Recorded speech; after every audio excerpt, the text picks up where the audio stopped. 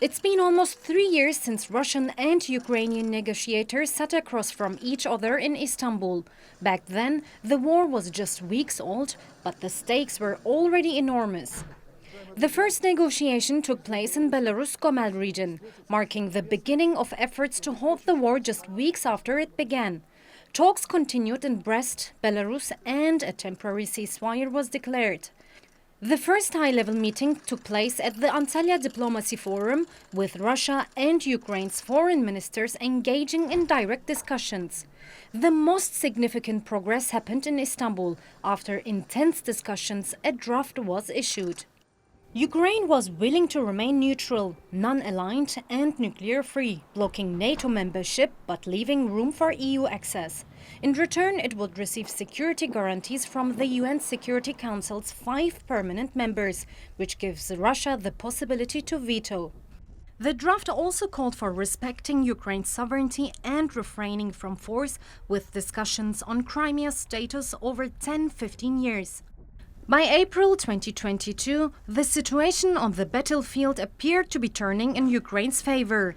Western countries were scaling up military aid to Kyiv and escalating sanctions on Russia, which made Ukraine less inclined to Russian demands.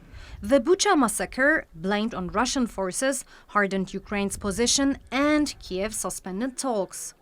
Moscow accused Ukraine of unrealistic demands. Despite the failure of the peace talks, Turkey continued its mediation efforts. In 2022, a critical agreement was signed, the Grain Corridor deal.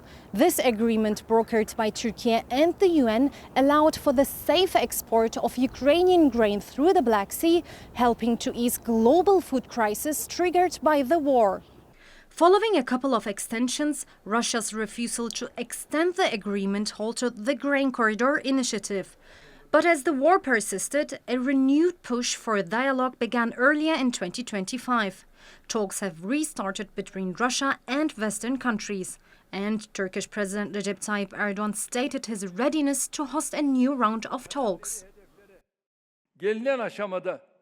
At this stage, Russia, Ukraine, America, and Europe have agreed to hold talks.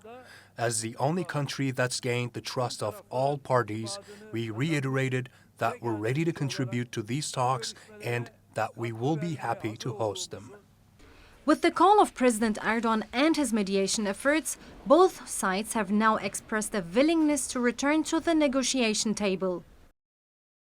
On Thursday, May the 15th in Istanbul, where the negotiations were previously interrupted, we proposed that direct negotiations resume without delay, in particular without preconditions.